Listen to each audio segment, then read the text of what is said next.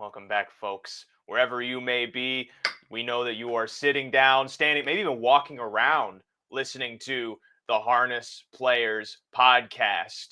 The only place on the internet where you can get the greatest gambling minds together for at least 20 minutes at a time to hopefully talk about some of the best harness racing you can find across the world. And I do mean across the world because first and foremost, let's bring on our usual co-host, Mr. Mike Pribozie. Here on the Harness Players Pod, a lot of focus we've had on the MGM Borgata Series of late. Somewhat worldly of a series, because we have all these down under horses coming forward and proving themselves on the big stage. But we cover all these stakes, and I think there's going to be some more international stuff down the road, is there not? Yeah, lots of international racing on the network. We're just a month away from the Elite Lop, so I'm sure Edison will be excited about that. Swedish racing to return on the Harness Players podcast. And look who's here. Yeah, you don't have to say it 3 times like Beetlejuice. You just have to say it once, and then the little run just shows up. He is Mr. Edison Hatter, and he has been to at least 2 Elite Lops in his life, right? 2, not 3. Is this 3 coming up? This will be number 3. Yes, it will be. It'll be an exciting weekend coming up there at Solvalla. Obviously, with Swedish horse racing, there's a lot of major races throughout the year on the hardest side of things. And the first one actually comes up next Saturday. See, most people think it's Kentucky Derby Day. I think it's Paralympia Travet Day at Åby Racecourse in Sweden. So that's the appetizer in the morning, Kentucky Derby in the afternoon. It really is actually for me. That is the introduction to me to obviously the Swedish major races of the year. Dexter Cup Day at Freehold, now at the Meadowlands this year. So the introduction to all the big races in harness racing for us. And, of course, Kentucky Derby Day. So it really is a great way to kick off the American harness racing season, the Swedish harness racing season, and the American Triple Crown season. I mean, I think most gamblers would not be opposed to trying to make some money wherever they can before Derby Day, because that's where all of the big bucks are to be made. And Oak Grove's going to be racing too, so there's also possibilities there. Kentucky is as international as it comes. And I really tried hard, Ray. Look, I mean, at the end of the day, I can only take so many tracks at Yonkers on, Derby Day, because obviously there's so many tracks racing, and I had to make the really tough decision between, do I want this random Antarctica racetrack, or do I want Ray Cotolo and Oak? Yeah, we'll take the Antarctica track. They probably won't bet on it, but it's fine. We'll take that instead. Hey, I mean, Wheeling Island still handles, $1 million a day or something like that in the middle of nowhere, West Virginia. So we're doing well, though, in the middle of nowhere, Kentucky.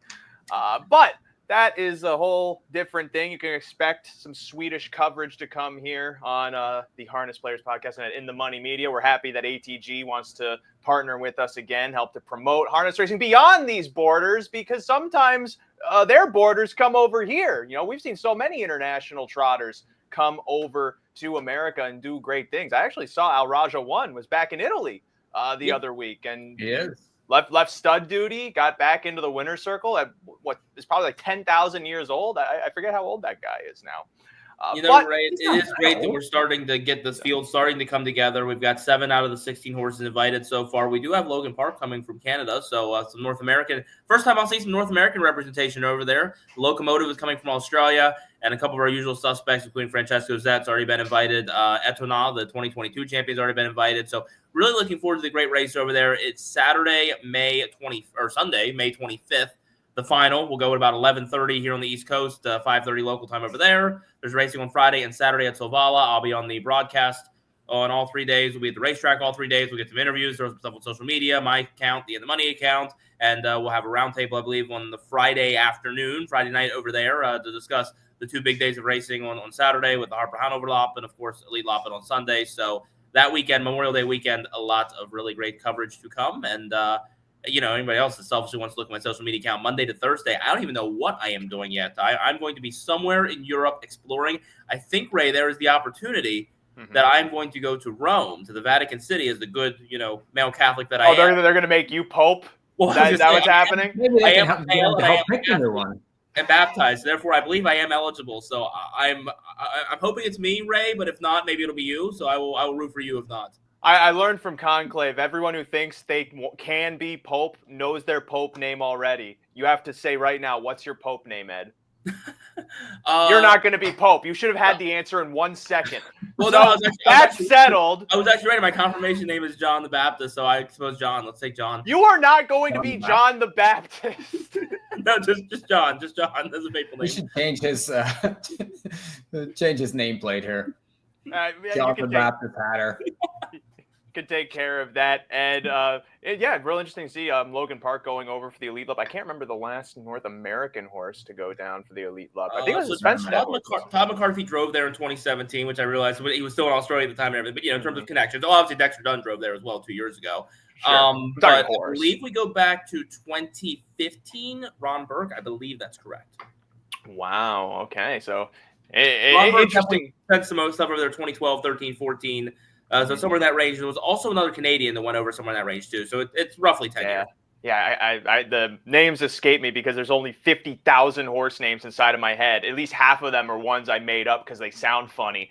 But hey, and that Ray, all is to come. Last thing. This is truly the last thing with you, Ed. What is the last then I'm leaving the show. This is it. This is it for me. So Perfetta went over. He was a Canadian horse that went over. Oh, there we go. That's Dagfin. Yeah. Okay. So I'm making progress, Ray. If you recall, last week we were looking at Florida Pines. This week we're looking at Bonsais ahead of the show. Okay. But this was one I bought a while ago, and there's two bad things about it. It's a Japanese bonsai, and I bought it when it was a full-grown adult. So therefore, I bought this mini bonsai kit of Norway spruce trees. So that way, I'm getting in the Scandinavian spirit, and I'm going to feel a lot more rewarded for growing it all myself. So come back in about 10 years, Ray, and you're going to see this thing grow. You're taking this as the mindset of I got a mare but I don't got no weanling, or I got a weanling, I need to give it a mare, but you're giving that with a bonsai tree. You think a bonsai tree needs a baby bonsai to flourish? I don't know. Find out, Ray. I don't know. I mean, someone in our audience might probably know. Anytime I hear bonsai, I think like Karate Kid when he's like bonsai. You ever see it? Come on. Nobody's seen your karate on this show, Mike, and that it's for good reason, because it would destroy every camera we have. So we want to avoid any type of additional production costs. Let's talk about. Hey Ray, speaking of Mikey, we're not going to talk about what we're here to talk about, I guess. What's the last thing you have to say, Ed? After the last thing you had to say. You know it's not Grand Circuit season right now, Ray. How do I know? Mike has no Gucci bags behind him. He can't afford them in the offseason. That's true. It's only we need to make adjustments. Yeah, we need some Chanel bags in the back. I'm gonna modify that for the final. This Borgata final with Desperate Man wins. It's gonna generationally pay for raises for Mike's bags for a while. If there's ever been a recession indicator, it's the decreased number of bags on Mike's wall right behind him. But we'll talk Borgata. It was kind of chalky last week, though you could maybe argue getting 8-5 on For Once in My Life was whoa. Good when price. He was in against Coach's Corner. Yeah. But that was also a weird race too, because I remember Ed thinking, Coach's Corner would hustle all the way out there, and Bartlett was super happy to just come first up and again just not be able to get by For Once in My Life. But I can't commenting here. I mean, he is throwing it to you. Yeah. I'm kind of calling you out, Ed. If you're not going to comment, I'm going to take a phone call that's coming right now. No, I'm just trying to think through last week. I mean, look, all I know about last week was the race before that, where I just once again had to look to confirm that 680 is correct. I mean, Ray, if you had $2, you could have turned it into 680 on Desperate Man. That is just extreme value considering what the last few weeks have brought us. But extreme value. But the race you mentioned, I mean, look, For Once in My Life has been very good. Got the job done again, and right, they hammered Coach's Corner to 2-5.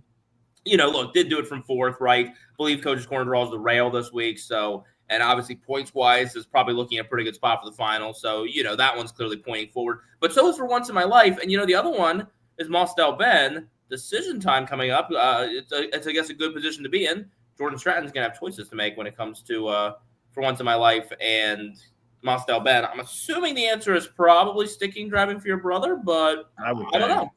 I don't know. Might come down the post a little bit. I mean, if Mostel Ben draws the rail and if Once in My Life draws post 8, does that affect things? I mean, I think there have been times in the past where Jordan has driven against Corey. That's not unprecedented. So I definitely wouldn't be shocked, obviously, if he just sticks there, but never know.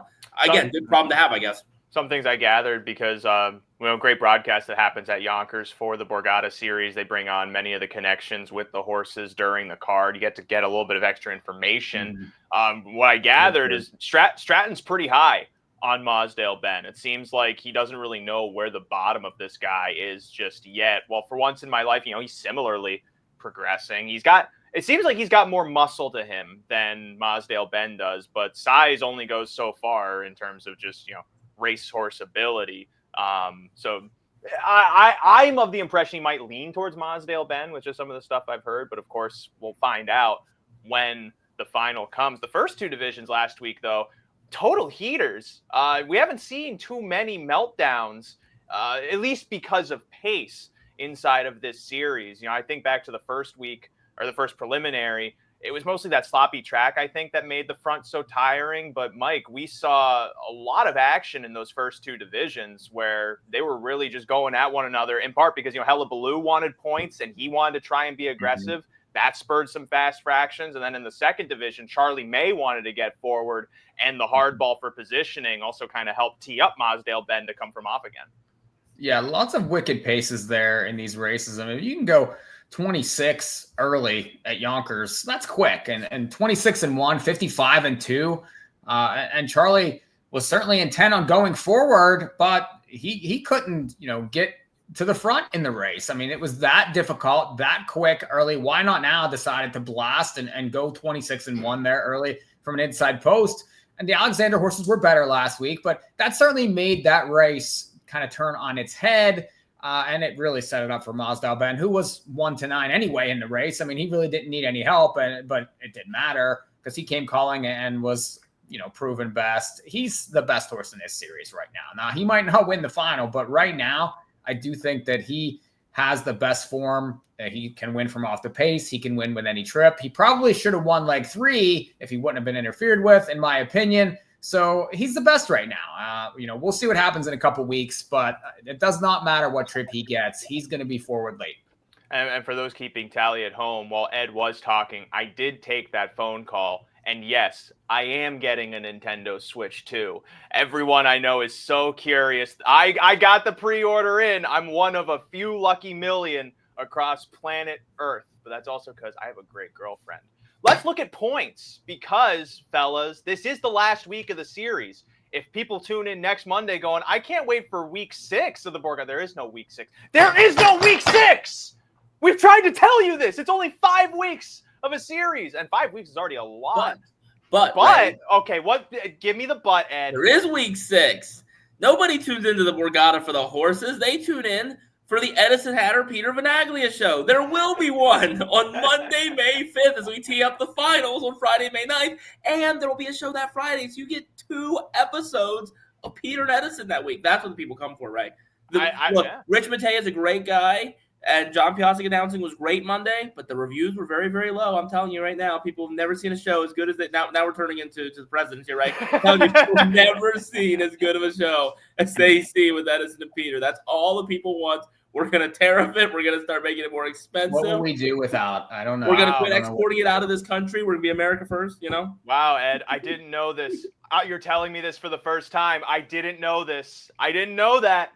Let's focus more then on the points. This here, courtesy of the Standardbred Owners Association of New York, because they love to keep people updated on their Facebook page as opposed to others who just try to, post stuff on Facebook and be like, that feeling when the mac and cheese hit, or at least whatever comes up in my stupid feed because I'm an idiot.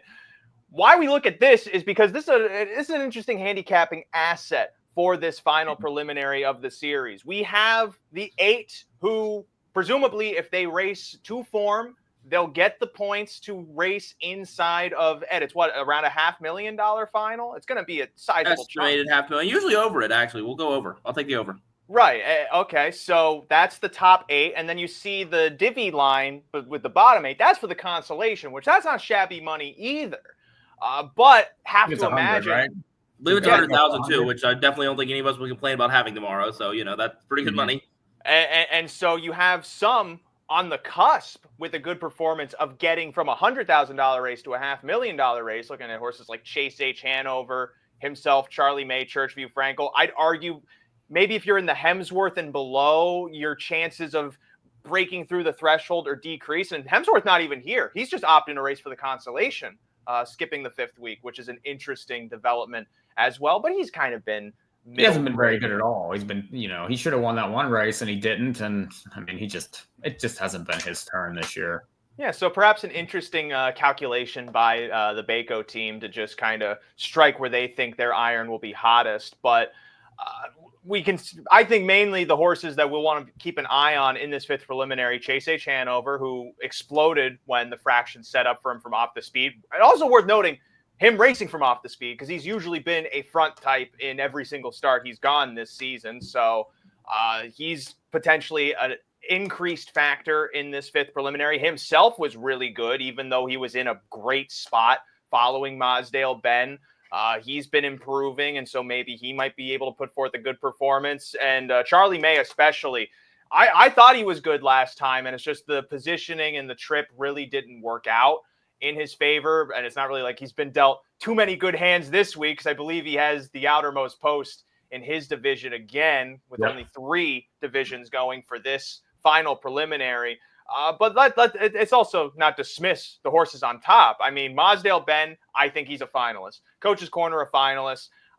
Everyone in the top 5 seems like a safe finalist. Desperate Man was able to improve, and so maybe he can secure his berth. But Artie's Flash, Binge on Yankee, they're going to have to hope for a good performance. I would say maybe if they finish in the top 3 in their preliminaries, they're safe.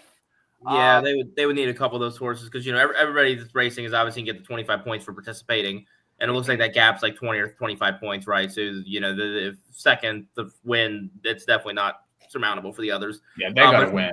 But Ray, there's a horse you didn't mention. If you can put that back up there, there's a dark horse that I think we're talking about. Yeah, let's go down to the 116 point line. Hullabaloo. Oh, come on! Defending champion 2 years in a row. He's out. We might just gift him 150 points for showing up this week to make sure we get him to that 3-peat. He's going to have a shot at that 3-peat. 75. If he won, that would put him at 191. But that would also have to imply every other horse scratched. He does.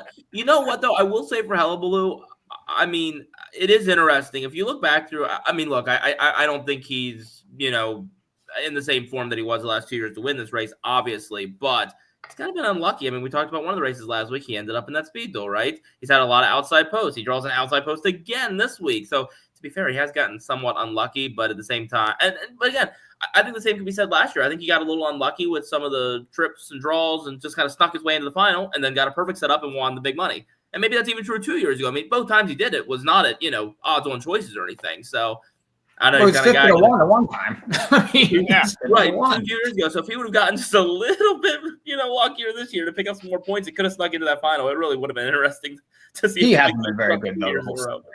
I mean, the worst 5th year in the last 2 years. But again, it's not like he was super sharp the last 2 either.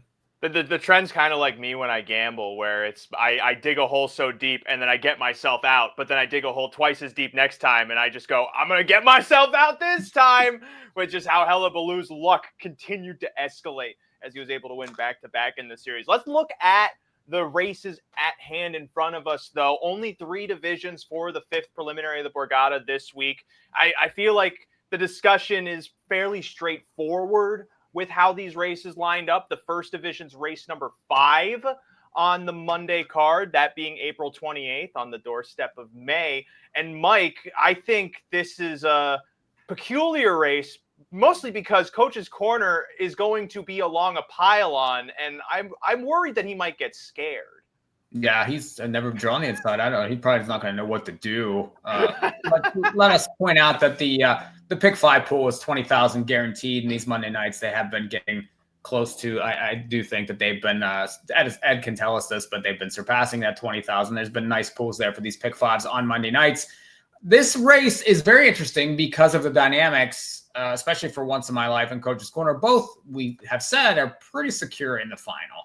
You got From Once in My Life drawn outside finally, doesn't really need to win, doesn't need points. And I do think that sort of disqualifies him for me as far as taking him on the win end. He's going to take money in this race, but I do think that he's a play against now, especially from this post. He would have to have everything work out perfect for him. I mean, why would they, squeeze the lemon dry in this race when you're set up for the final and you've been one of the top horses in this series? Coach's Corner, very similar. He can take back, sort of let the race come to him, whereas a horse like Big John Yankee has to win this race to get into the final, and he's been good. He had a win in the opening leg. He got beaten neck last time in a pretty quick pace there, 26, 54, and 4. He's got an inside post. He's got horses like Sherlock and Duncan that are next to him that are going to sit in here. For once in my life, probably not going to push from that outside post. So he's going to find himself on the front in this race. I'm pretty sure, unless Why Not Now blasts off again, he's going to be in front. He's going to control the race. He probably is going to have to fight off some late rallies from some of these, but I like Ben John Yankee in this race. I think that he plays very well. He's been very good in this series at big prices, outrace the odds. He'll be an okay price again. He'd be the one I'd want in this first division.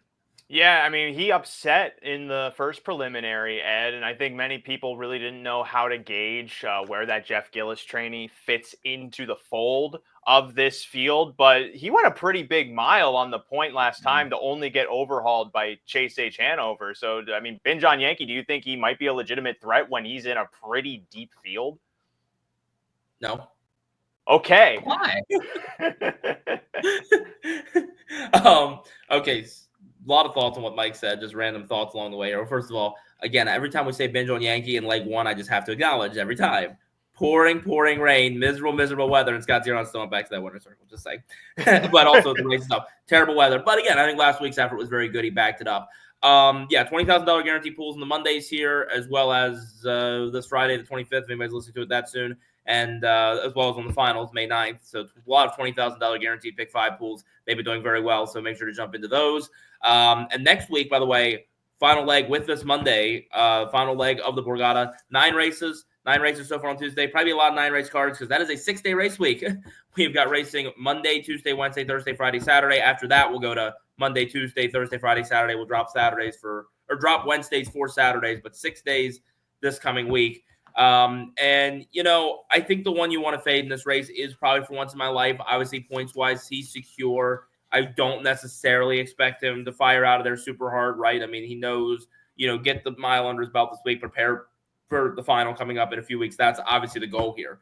Coach's Corner, I think is just too good. I just do. I think with the inside post, I understand Jason's not going to, obviously want to hurt himself too much. And again, another horse that's very secure towards this final. But I just think if he can leave out of there from the rail, he's probably not yielding the lead, I don't think. I don't think it's going to require any ridiculous fractions. And I just think he's too good from there. I think it's 1-2, and hopefully the 7 gets bet down enough that it makes it worthwhile at least a bit. I was just laughing at how we're 22 minutes in, and this whole show has been just footnotes. It took us this long to actually get into the meat of the race, and even when you were about to Ray and Edison pod, though. I mean, when we were about to, Ed had to be like, "We're racing 5 days a week at Yonkers, Mondays and Tuesdays and Wednesday and Thursdays and Friday," and he turns it into a nursery rhyme. No. Oh, Ray, you didn't get it. I gotta say it again. No. We dropped the Wednesdays. No, you don't. Okay, Mike. So what I think about in this race is that we have 2 horses that actually have to focus on points because Coach's Corner, For Once in My Life, they are fairly secure. But Why Not Now and Sherlock, they're in that interesting purgatory in the flux for the consolation. And so they have to go and get a decent amount of points just to protect themselves to race for a spot where they probably fit better in that $100,000 consolation. Sherlock has definitely been under the radar, but he's been going good races. He's just been against way tougher horses inside of this series. So I feel like inside draw again, you want to watch him for the underneath spots, 3rd, 4th. He needs a trip. I mean, he needs a trip, but he's going to be the right price to want us to try and slide him onto the underneath spots. Why Not Now, I think, is the most interesting point of this because he can impact the pace setup. He does have the speed to go forward, but last time out, that really wasn't the right thing to do. It seemed like Akeli may have been overly aggressive with him and trying to keep Charlie May out, and that ultimately burned him in the end of the race. So maybe they just try to be methodical and hope they get enough points in, but that then creates a scenario of the inside horses holding all the cards, which does make me think Stratton might not have to hustle For Once in My Life out, but he can still get forward. If he has to go first up, he can probably go first up. And then if he flattens out, he gets fourth. He gets points. It's fine. You bravened him up. You gave him a tougher race for the final ahead. And maybe he does well in a situation like that. We really don't know because he's had it so easy through this season. Maybe this I don't think he's had it easy. I think that is incorrect. I'm sorry. I think that he's raced very well in the series. I mean, went 51 on week 1, and he's beaten tough horses here in these divisions. I mean, he's handled Coach's Corner twice. So he hasn't had it easy, in my opinion, but he's had inside draws. He has had that benefit. I say it relatively, though, because inside of those races, even when he's putting away Coach's Corner, who is a classy horse, we know for once in my life is a classy horse. He's been fulfilling the objectives as makes sense for him. And on top of that, having the post advantages, but also with how the fractions set up in some of the other preliminaries, he's been able to get breathers. He's been able to sail at his own tempo, find his own rhythm. He hasn't really been fully pressed until the go time portions of the race. If he faces like middle race pressure or stuff like that, that's a different type of test. So that's what I mean in terms of he's had things fairly easily. He still had to go big miles, but he's capable of going big miles. I haven't really seen him stretch himself beyond what he's capable yet. And maybe from this outside spot, he'll be forced to, or maybe it's like you said, he has the points. They can just kind of take it easy, carve a way in. And then from there, that leaves it for Coach's Corner. Or if Bin John Yankee can be more aggressive, maybe he can pull off a slight upset. But if Coach's Corner's on his helmet and he has room to tip out, it's Coach's Corner's race. I don't think Bin John Yankee is holding. Sherlock, though, is definitely the price for the exotics. We're 26 minutes in, but this is really important footnote to add in there. It's a open draw for the final. So, points in that sense won't matter. But I'll ask you, Ray. Sorry, Mike. I know what I'm going to get from Ray. He's going to talk to us about how, post 1's really only like 23 feet closer than post 8. And then the slanted gate. And then that helps it with this if it's a slanted gate. But it's a non-slanted gate, Yonkers. But I'm recording this at home, but I feel like I'm never going to get to go home. Would it be more interesting, Ray, if the top point getter got to, pick their post, the inside post? Would that make this thing more interesting in a leg like this? Or are you okay with the open draw? Which, again, footnote, to anybody listening didn't know it, totally open draw for this final of the top 8 horses. It's really hard. It's hard to say because for a race like the Jug, you can see the impact of how that race draws through the eliminations. And in some degree, you even see how the final is somewhat deflated by how the race draws. So the open draw makes the final more exciting. But in terms of the preliminaries, the way I have to think about it is you race for a large enough chunk of money. That is enough incentive to do well. So I can't really assess whether it would be better one way or the other. I think for a final, you want it to be as exciting as possible. And the open draw caters best to that. But I also understand, if you're a trainer, you don't want to be the point leader and then get post 8. I think Mark Cassey actually was talking about this with the Derby, where it's why does the person with the most Derby points not get to pick their post? And I want to say, well, Mark Cassey, it's because you're throwing 23-year-olds into a starting gate. Do you really expect anything to make sense about what's happening here? Like, it's a race that's designed to be chaotic so that the cream rises to the top. And that's why Rich Strike is going into the Hall of Fame. But thanks, Ray. I'm dead serious. I have up in my background on my tabs when we're done with this show, a 12-minute article entitled Mark Cassey has new idea for post in the Derby. So you just saved me 12 minutes of reading. Thank you. Who does Mark Cassey like in the second division of the 5th preliminary? That's what I want to know. Because Mosdale Ben's in here, and we're talking post advantages. Mike, there's no better post advantage than having the pylon post here with the best horse. Yeah, he's been so good. And this is one where another one doesn't need points. He's going to be from off it. I don't think that the rail means really much to him as far as early. I don't think they're blasting off here. And the horse has been back from off of it every division, every race that he's been here. He's lost one race this year, and he shouldn't have. So, and then this division came up pretty light. I mean, himself is racing better. Those last 2 races have been sharp. He did get the run of the race last time, and that helped a lot. I thought Chase H. Hanover was great last week. Really, he's typically a front-end type and got a trip from off of it and was able to roll late to win. And he's another one that could blast off here. He's the one that could maybe change back and get back to that front-end type tactics because most of these don't want to be on the front in this race. So I would imagine the race runs through him early. Mosdale Ben will probably, still overcome him late. He'll be very short on the board. But if you're looking to take a shot against him, this might not be a bad time to do it. Yeah, I mean, it is kind of tricky to map, Ed, because Mosdale Ben, he's preferred going first up and taking the air. Himself has been a trip out type. Churchview Frankel's been a trip out type. It seems too obvious to say Chase H. Hanover might be able to just take him all the way around. We can. I am usually terrible at guessing tactics, and we should all take this with a grain of salt, but I think Mosdale Ben's going to be on the lead, assuming it's not a crazy fraction. And the reason I think that is... Mike, can you shake your head again for everyone at home? The horse hasn't been anywhere near the lead recently. You have the pylons, and you've already made the final, even if you fall down in this race. So if you can get the lead, again, without killing yourself early, why wouldn't you do it to see how the horse might race on the front end? You might have to do it in a final, going for 500,000. You don't know what that race is going to bring to you or what might happen. What if you try to leave a bit from post 4 in the final and you end up having to march on to the top? How's this horse going to race in the front? So if you have the opportunity to learn something new about the horse, why not? The trip does not matter to this horse. In the opening legs, he's been almost 10 off of it in a couple different spots. He's never gone to the front ever in the entire time he's been raced over here. So why would they do such a thing? I mean, there's no point in that. Whenever he's effective from off the pace, it doesn't matter where he gets away. I don't see him going up front and taking pressure when there's no need for him to do that. He can just kind of do whatever he wants to do early. He's going to have to do it.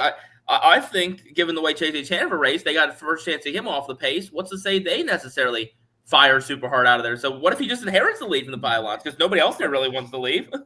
If you look at Chase H. Hanover's past performances, you see a ton of ones early. If you look at Mosdale Ben, there aren't any. Not even close to one, not even a 2. There's 4s, 3s, 7s, 6s.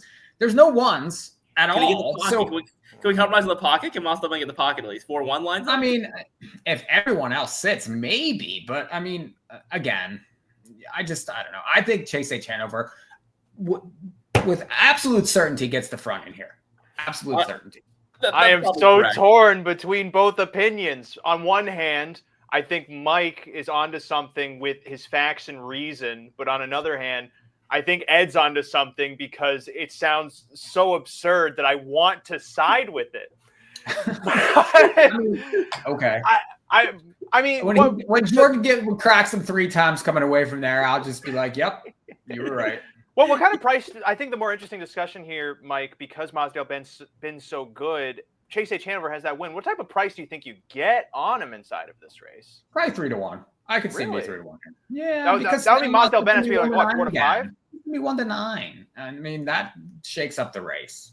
So. I think Ray, it's like 1 to 5 and 4 to 1, and they're basically the only 2 taking any sort of money. I mean, I should say it. Artie Flash will take 6 to 1, 7 to 1 kind of money. So 1 to 5, 4 to 1, 6 to 1, then big long shots. That's kind of realistic. And Artie's Flash needs to do well. Artie's Flash is on the cusp. Has 7th most points in the top 8 so far. Yes, there it is. See, at a 191. And so the winner gets 75. Second place gets 50. Third place gets 37. Or is that just based on like how many starters are in the race? No, that's based on, so you 25 points for starting, and then I think it's 50, 25, 12, 5. No, 8, 5. Gotcha. Okay. Yeah. That makes sense. That math does check out. Yeah. So you can't score. You can't have 5 points. Obviously, you're gonna have 30 because you get a 25 for starting. So I do think though that it will be interesting. And again, this is kind of why it's interesting. There's kind of the gamemanship within the game. Sorry, Ray, if you put it back up again. Points. Churchview Frankel is sitting there in like 12th place, right, with 157. So I mean, technically speaking, if the horse finished last in the field of 6 or something, like there's a little bit of work that needs to be done to secure the spot in that constellation. But at the same time, it's not mathematically impossible for the horse to make the final. But, for being honest, if you have a horse like Churchview Frankel, do you really want to make the final? I mean, it's a tough thing, right? Like $500,000, $500,000, but you know who you're facing then versus $100,000 against that group. So, I think that's kind of interesting too. Well, if you have a chance to make the final, you make the final 100% of the time. There's just anything can happen in a horse race. I mean, 3 of them could get hooked up on the first turn. I mean, you don't know really. I mean, if you have a chance to be in for 500, you get in. Yeah, no, this is why Rich Strike is going into the Hall of Fame. I really don't have too much of an opinion. And I should also clarify, I'm just saying these delusional things just to say them, because somewhere out there, somebody's taking all these things literally. Like, oh my God, he thinks this thing's definitively on the lead. They're going to intentionally miss the final. I'm just talking. I don't know what I'm saying. I mean, Mosdale Ben's the best horse. The most logical play would be Chase H. Hanover because he may be able to work the race in his favor. But Mosdale Ben has proved time and time again, if there's a horse in front of him, he will reel that horse in. Mm-hmm. And so I feel like I would need like 5-2, 3-1 on Chase H. Hanover. And it wouldn't even be like a huge bet. It would just be like a tiny stab. I would be curious how the reverse of the exacta plays, because with Mosdale Ben on top, the exacta probably pays trash. But if Chase H gets on top, you may get like 4-1. If you get 4-1, that's not too bad. Because I really don't see how anyone else gets into this race. Artie's Flash does need to be aggressive, but maybe just more of a consolation type. Himself, if he follows Mosdale Ben, will be interesting again, but he's not going to have the fractions. The final division of the 3 is race number 8, 7 horses going postward, and we'll give Mike a brief moment to lament Charlie May getting a terrible draw here. Just because he needs points to get into the final. And this is a pretty tough division with Verdun to the pylon post. Desperate Man seems to be back. Yeah, Desperate Man. Matt Kakaley on the feed was saying, I have no clue why this horse was so bad. But then I talked to Travis, and Travis said he's fine now, warmed up great. And that proved itself true on the track. So, Mike, I think the biggest question here is, do we just believe that Desperate Man is rebounded, or is there still room for us to maybe try and capitalize on him not being 100%? Yeah, I mean, he went 51 last week. Hard to really argue with that. He certainly proved me wrong. I had been against him the entire series so far, which had been fine considering that he had just torched money the entire way up until last week. And then you got 2-1 and he went and won in 51. He's a nice horse. He loves the racetrack, but he is 7 years old, and this is a tough division. I do think the price comes down. Again, he's another one that needs points to get into the final here. There's no secure spot for him. So I do think that they're trying here for sure. Verdun should be in the final with no issue. He's raced very well. Hunting the Last Dollar, another one that should be in the final with any sort of finish here. It's crushing, I think, for Charlie May to get an outside post here, because I think he's raced very well in this series. First up, first week, nearly beat Mosdale Ben. I thought he gave him one of the better scares in the series. And then the last 2 races, he's just had no chance the way it's shaped. So, but what's he going to do from the outside post here? I don't know. He's probably going to have to take a duck type trip. I don't really like his chances to win it in here. He'd probably have to win to make the final. So I love him, but he's really up against it. And that 10-1 morning line is very indicative of his chances really to win the race. It's too tough a field, and there's just not a lot of scenarios that make me think that he's going to win here, especially if they try to blast off, because that's just going to be poison. So given that, I would probably try Verdun just because I think he's going to get the best trip. I don't trust Desperate Man, and I don't know what Hunting the Last Dollar is going to do, what sort of trip he's going to get. He was off last week. He probably should. I mean, but I did think he would regress off that week, leg 3, where he was parked in 21-6 or 26-1 and ended up winning. He did regress. So we'll see what happens this week. He's been very good also. Verdun for me, from a betting standpoint. I like the post. I like his style. I like that he's been sharp the entire series. Yeah, I mean, he's probably going to be the better price of the main 3 inside of the race. The inside draw does suit his racing style. These are such weird betting races to me, Ed, just because Desperate Man has been so all over the place in his performances. He has one good race back. I feel like the choir then is going to come singing his praises. He's back. Oh, good golly, he's back. But that's going to hurt his price. Hunting the Last Dollar is the second choice. I don't feel is valuable because he's going to be at the whim of the pace setter no matter what. It seems like the only logical avenue would be to take Verdun here. Ray, would you be interested in booking some bets for me? Because I don't like the uncertainty of the pari-mutuel market. Will you give me – I'm going to request I'm hoping you are smart enough to be able to work in dollar fractions. I'm going to request $1.30. Now, I'm going to try to agree. Give me $1.35 on Desperate Man to win this division. You want 6 to 5 on Desperate Man. No, sorry, $0.35, like 1 to 5 with the top breakage. Give me 270. You want 1 to 5 on Desperate Man inside of this race. In this race, because I think it's gonna be much lower post time. And can you also give me? I would like $1.60, 3 to 5s outright on him to win the final, because he's gonna be very short in the final after his performance this week. I think you should be careful when you say he's going to be short in the final, because when you're a pace setter who's quitting in the last eighth of a mile, that can mean the wrong thing for you. Look, Desperate Man's gonna get crunched in this race. Everybody's now seen it. I mean, come on. If your name is Kevin Plowchuk, because I definitely didn't tell Kevin for the first 3 weeks, Desperate Man, definitely was him, not me. If you liked him there at 1 to 5 or 1 to 2 and 3 to 5 and 2 to 5, then you got 240. You're gonna crunch him back down, right? So I mean, he's gonna be short, very short. I do believe, and I'm curious to see the draw, curious to see the rest of these performances this week. I actually could like Desperate Man in this final, though, because I think he might be some actual price compared to Mostel Benz and some of the others of the world. And again, I'm still going to continue to stand by how good he is at this Yonkers track, and that he finally found that win this year. So for this race, you want my honest opinion? I probably wouldn't touch it, because I think Desperate Man's going to win. I don't think there's any value there, though. I really would not even have much of an opinion here. Again, $20,000 guaranteed pick 5. I would play a pick 5. This is my single to sequence. I think Desperate Man gets the job done. I think he's going to be short price, though. And again, I'm curious to have some prices surrounding him then, if that's how you're playing. Curious to see how that builds for him, though, in the final, and how it works for him.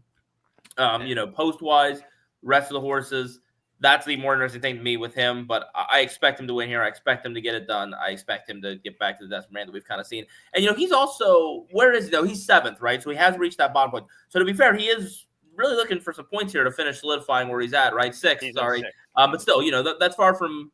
Well, that is actually, to be honest with you, when you look at the fact that he'd have to lose 4, that almost is actually guaranteed in with only 3 divisions. So he pretty much is in the final, actually. But still, don't leave anything to chance. You finish, you win here, it's over, Well, if he finishes 5th or 6th, then he might not be. I mean, if he's 1, 2, 3, he's in, I would say. Mm-hmm. But yeah, if he doesn't get a check, I mean, that's a little different. And then depending on who wins the other races, if one of those outsiders would happen to win, that makes a big difference. But you have to have 3 outsiders win to knock him down 50 points each to get. That's true. That's true. Yeah, he's ahead of a couple. Yeah, you're right about that.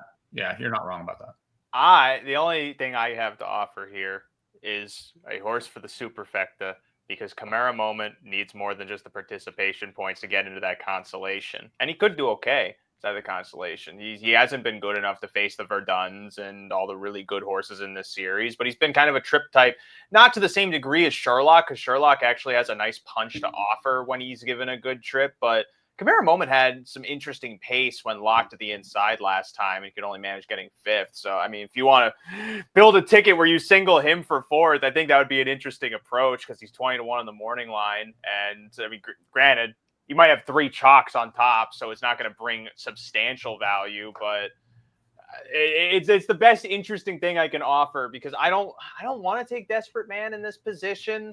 It's going to be, I think, just a factual underlay, because he still has to prove that he can affirm that effort he put forth last week. And then Hunting the Last Dollar, I've always felt he's a second-tier type inside of this series. He's gotten good trips. He's at least gotten forward. He's had to go some tough fractions at times, but other times then when he does that, the race actually sets up in his favor to help him last to the finish. So I don't want to take that at a short price. Verdun always fights. He always puts a good effort in on the track, and you're going to get maybe even that 7-2 price on him. I could see a world where he is the second choice inside of this race, though. And that still wouldn't be a bad idea to try and put him on top. And again, if you're wanting to try and play exotics, put him over Desperate Man, or try and beat Desperate Man out if he folds. Again, I don't know. We don't know why Desperate Man was folding so hard, and then all of a sudden he wasn't. Conjecture would say maybe he was just scoping sick with some mucus or something like that, because time and time again, that's what we see from those types of lines. But the only man who knows is Travis Alexander, and we didn't ask him. So it's up to the imagination at that point. Interesting final preliminary, though, for this MGM Borgata Series. Of course, the final, $500,000 final, the grade 1 first graded stakes in harness racing. First grade 1, I have to ruin my own bubble that I've been saying for a while. Oh, wait, is Dexter Cup technically? Cup, grade 3 next weekend at the Meadowlands. First grade 1s. Oh, yes, the first grade one, that's going to be on Friday, May 9th. So we have a little gap between the last preliminary of this series and the finals. Of course, Blue Chip Matchmaker finals, too. We'll have a round table for that. And, of course, also want to thank Diamond Creek Farm, who's helping put forward these harness players pod shows, sponsoring gambling content inside of the sport, and here with us at In the Money Media. They're currently being a good partner in trying to just help promote alternative content inside the sport of horse racing, because I personally think we have enough people going, oh, this horse is great. I love the breeding of this horse. We don't have enough guys put up on pedestals going, come on, 5. Ray, I said something revolutionary on our broadcast 2 weeks ago, and nobody picked up on it either. Which is what? Peter Vinagli asked me, if you had $20, how would you bet this race? And I said, you know what? I expect to see this on a certain website later tonight. I'd bet $20 to show on that one horse at 1-9 from the rail. I would take my dollar and go buy something on the dollar. See, Ray, in that same spirit, I'm going to compromise with you. They pay you money. Seriously, they pay you money to be on TV. I'm getting another phone call right now. Ray, please, I want to book a bet with you. How about 99 cents on Desperate Man to win the final? Oh, really? If Desperate Man wins the final, I give you $100. Live. How are you watching? Desperate Man wins the final, you give me $99 back. Otherwise, really? Thanks for watching. We just had our funding pulled because you want to give out $20 show bets. Ray, you didn't hear what I wanted, Ray. I want 99 cents on the dollar from you for Desperate Man to win the final. So I will give you $100 today. If Desperate Man wins the final, you give me $99 back, and if he loses, you keep the $100. Well, that's easy. What are you trying to book these Popeye hamburger ass bets with me? I'd gladly pay you money. I'll take that bet. It's a plus all day. It's a plus evening bet for me, Ray. I mean, it's a good horse. You can't lose the final. So that's it for this episode of the Harness Players Podcast. The favorites are good, it seems like, in this week's final preliminary of the MGM Borgata Series. They go to post Monday, April 28th. First race post time, 6:45 p.m. They start in race 5, which features that $20,000 guarantee in the pick 5, and it's $1 minimum. So even if there are some strong favorites, you might be able to maximize your return with that pretty high minimum, and maybe get a price or two inside. And of course, Empire City Bets also, you get bonus returns, right, Ed, on the pick 5s? Jump in. You do. You get 10%, not only pick 5, 10% bonus on all winning bets. All winning bets. Excluding place and show. Excluding place and show. You bet $100 to win on that 1-9 shot, Ray. You can make it a 1 to 5 is the math on that. This is the math guy. He puts satellites into space and somehow doesn't make them fall down. That's it for this show. Be sure to subscribe to In the Money Media for more harness racing content that stays focused on harness racing content. Of course, it's Derby time, so you can find so much more content ahead of the 2025 Kentucky Derby, the 151st Run for the Roses, here on In the Money Media. But that does it for this recording. Thank you for listening. Thank you for watching. Thank you for subscribing. Bye-bye. Bye.